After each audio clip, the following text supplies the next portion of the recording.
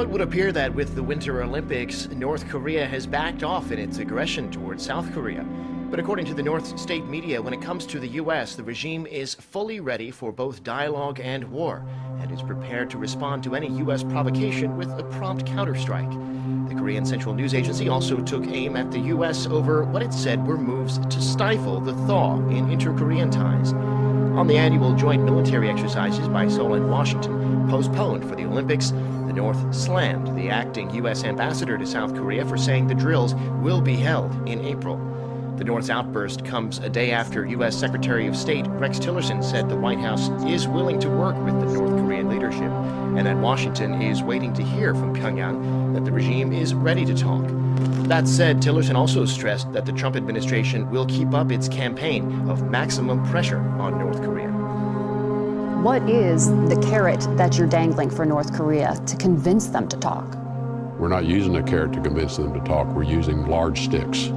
And that is what they need to understand. This pressure campaign is having its bite on North Korea. Its revenue streams, it's having a bite on its military programs. But to say full denuclearization, why would they agree to give up something they've already got that they think is an insurance policy? Because it buys them nothing. It buys them more of being the hermit kingdom, isolated from the world diplomatically, isolated from the world economically. Senator Bob Corker, chairman of the Senate Foreign Relations Committee, said every one of us should pray Rex Tillerson and Jim Mattis are successful over the course of the next 8 to 10 months diplomatically, or our nation is going to be facing one of the greatest military decisions that we face. 8 to 10 months. That's how much time you have to get this done? I'm going to use all the time available to me. Our diplomatic efforts will continue until that first bomb drops. My job is to never have a reason for the first bomb to drop. And we don't know precisely how much time is left on the clock.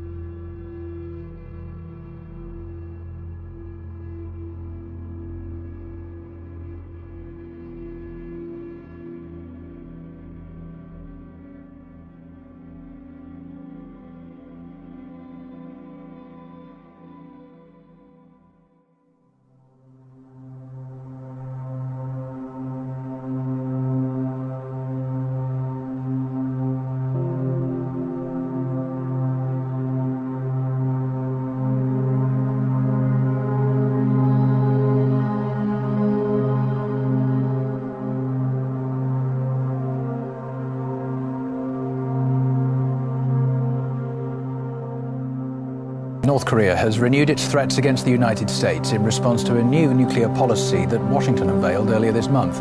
Pyongyang says it increases the risk of a nuclear war, adding that those fond of fire will perish in flames, which might be a reference to Donald Trump's threat made back in August. They will be met with fire and fury like the world has never seen. Donald Trump's nuclear posture review, which is the first rethink of its US policy in 7 years, includes an option to unleash nuclear weapons in response to a non-nuclear attack. It also calls for the development of less powerful weapons, which critics say might trigger a new arms race. However, Pentagon officials are trying to show that the United States is actually lagging behind its perceived adversaries. Here's the chart included in the review. It makes it look like the US rivals have moved far ahead with the development of new systems, but it doesn't show some of the missiles that Washington has in the making or upgrades to its existing stockpile. It also puts countries on the same scale despite key differences in the weapons they hold, making North Korea look mightier than China, even though it's estimated to have some 20 times less warheads. The head of the nuclear monitoring organization Los Alamos Study Group says there's a powerful lobby in the US government pushing for more weapons.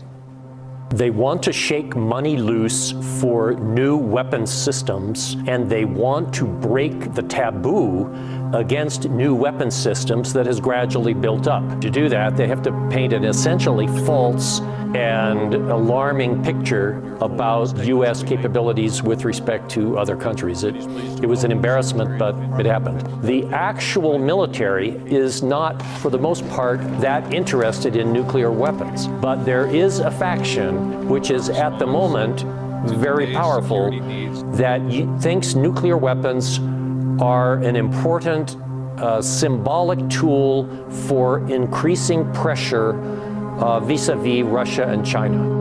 As part of our defense, we must modernize and rebuild our nuclear arsenal, making it so strong and so powerful that it will deter any acts of aggression by any other nation or anyone else.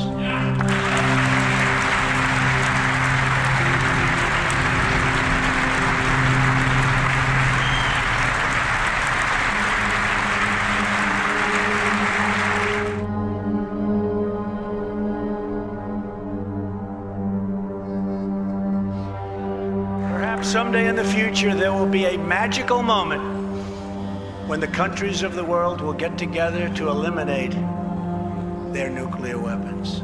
Unfortunately, we are not there yet, sadly.